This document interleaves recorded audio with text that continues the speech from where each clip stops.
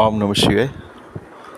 चलिए आज जिस बात पे हमें ज़्यादा आश्चर्यचकित करता है, जिस बात से हम लोग ज़्यादा से ज़्यादा आकर्षित होते हैं, उस बात पे हम आज बात करते हैं।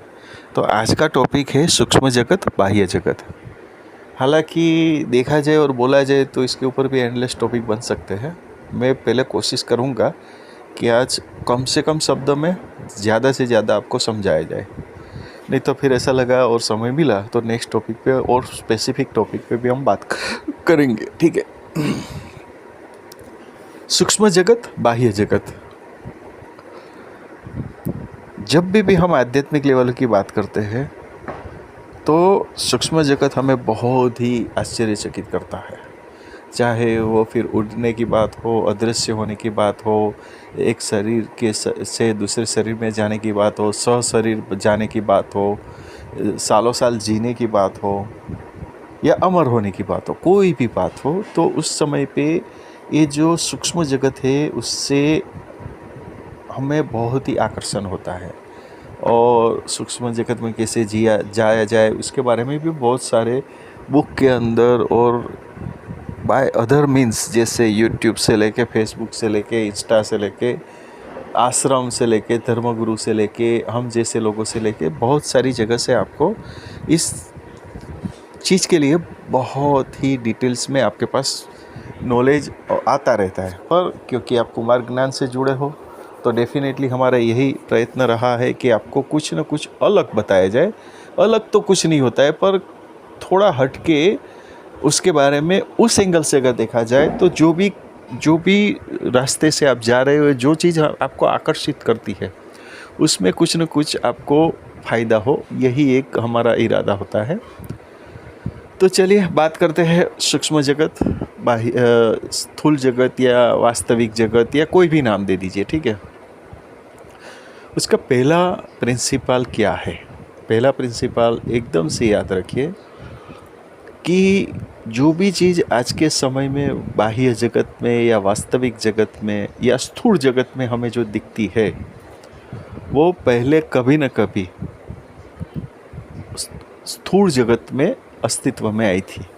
यानी कि मैं यहाँ पे आपको ये बताना चाहता हूँ कि इसका 3 स्टेज है। पहला स्टेज है सूक्ष्म जगत, फिर स्थूल जगत और उसके बाद फिर सूक्ष्म जगत। अभी आप बोलोगे कुछ समझ नहीं आया, तो मैं समझाता हूँ। जो भी चीज़ आज के समय में स्थूल जगत में है उसका एक रूल्स है जो कोई नहीं तोड़ सकता, और वो रूल्स ऐसा है कि जो चीज़ अस्तित्व में है उसका नाश पक्का है। जो भी चीज़ अस्तित्व में है उसका नाश पक्का है। तो क्या हुआ? नाश यानी क्या हुआ? फिर जो तत्व है वो अपने आप या एक स्पेसिफिक समय के बाद वो अपने आप में समा जाते हैं। यानी कि सपोज़ करिए कि हमारा मानव शरीर, अगर मानव शरीर की बात करें तो मानव शरीर जैसे बताया गया है 5 तत्वों का बना है। हालांकि 108 तत्व है उसमें, पर अगर बेसिकली बड़ा बात करें तो 5 तत्व है जिसके द्वारा हमारा शरीर का उत्पत्ति या जो भी गिने वो है, ठीक है। तो जब हमारा यहाँ से जाने का टाइम होता है तो जो तत्व यानी कि जो 5 तत्व है वो अपने आप अपनी अपनी जगह पे विलीन हो जाते हैं। वो अपने आप कुदरत ने ऐसा रास्ता किया है कि उसके माध्यम से वो अपने आप डिकम्पोज्ड होके फिर वो स्थूल जगत से सूक्ष्म जगत की ओर ट्रांसफ़र हो जाता है। तो ये बात आपको समझ में आ गई कि प्रोसेस ऐसा है कि सूक्ष्म जगत, फिर स्थूल जगत, फिर सूक्ष्म जगत।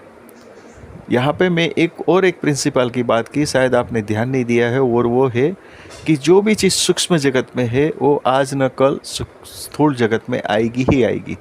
और आज जो स्थूल जगत में है वो पहले सूक्ष्म जगत में थी और कल फिर वो सूक्ष्म जगत में चली जाएगी।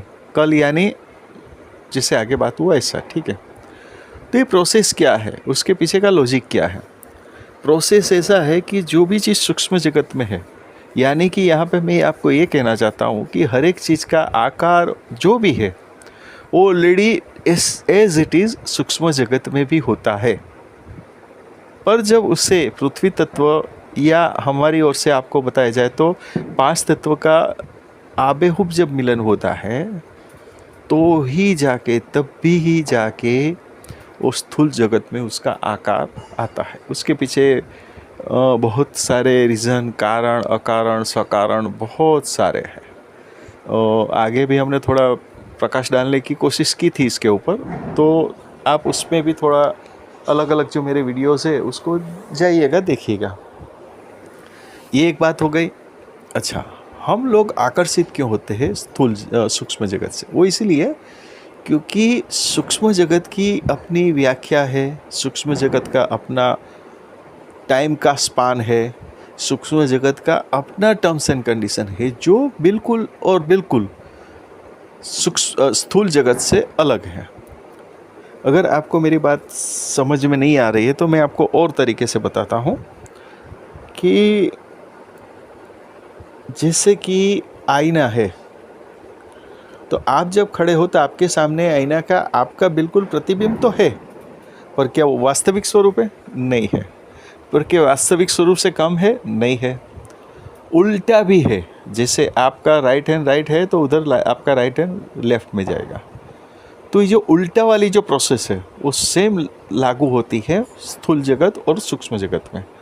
तो जो कुछ भी आज हम स्थूल जगत में देखते हैं, वो अगर हमें कोई टेक्निक पता चल जाए उल्टा, इतना तो हमें पता चल गया कि इसका बिल्कुल रिवर्स सामने की साइड, इतना तो हमें पता चल गया है कि जो भी चीज़ आज हमारे सामने है उसका बिल्कुल उल्टा कर दिया जाए तो सूक्ष्म जगत हमारे सामने आ सकता है। यानी कि वो जो मीन्स है, मीडियम है, यहाँ पे 3 बात हुई: सूक्ष्म जगत, स्थूल जगत और सूक्ष्म जगत से स्थूल जगत में जाने का तरीका और स्थूल जगत से सूक्ष्म जगत में आने का तरीका, वो भी बहुत इजी और सरल है।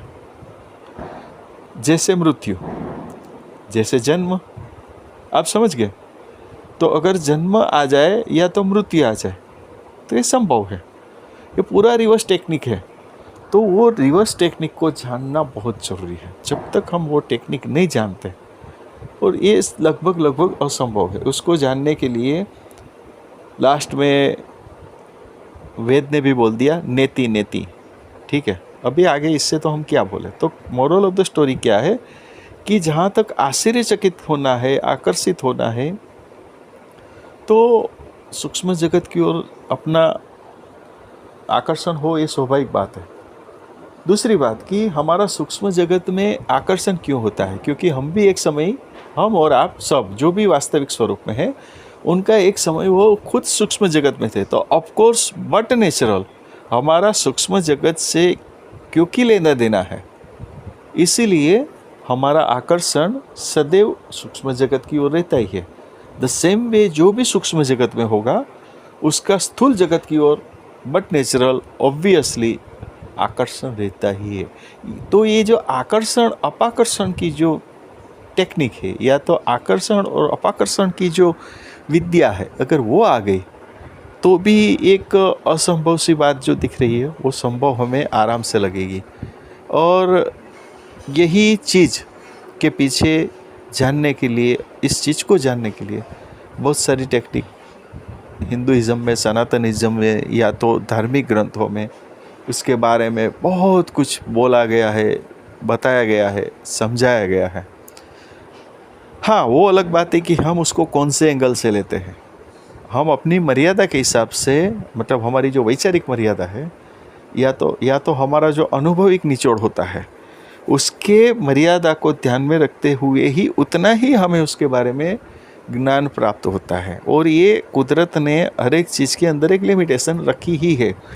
जैसे आपके पास बाइक है तो आप उसके अंदर पेट्रोल कितना डालोगे? तो क्या आपकी बाइक की पेट्रोल की टंकी 5 लीटर की है तो 5 लीटर से ज़्यादा आप नहीं डाल सकते। ऐसे ही हमारा खाने का है, अगर हम खाते हैं तो हमारा स्टमक है, उसकी कैपेसिटी है, उससे ज़्यादा हम नहीं खा सकते, ठीक है। वैसे ही कुदरत ने हमारे हर एक चीज़ के अंदर, चाहे वो सूक्ष्म जगत हो या स्थूल जगत हो, उसके अंदर उन्होंने हर एक चीज़ में एक लिमिटेशन, एक मर्यादा रखी हुई है, उस मर्यादा में बांधा हुआ है। तो ये सब चीज़ ओवरऑल मोटा मोटा जितना मैं आपको बता सकता था वो बताने की कोशिश की है, और मुझे वो भी विश्वास है कि इसमें शायद आपको कुछ पता चला न हो। सही है। तो वो अगर पता करना है तो वो आपको फिर से दोबारा वीडियो देखना पड़ेगा, सुनना पड़ेगा। पर वही सुनते समय ध्यान रहे कि अगल-बगल का आपको डिस्टर्बेंस ना हो, यानी कि आपका जो मन केंद्रित हो, इसे ही आप बेसिए ध्यान से। तो यहाँ पे जो बताया गया है वो आपको आबेहूब समझ में आ जाएगा। तो आशा करता हूँ कि आज का टॉपिक भी आपको अच्छा लगा होगा। ओम नमः शिवाय।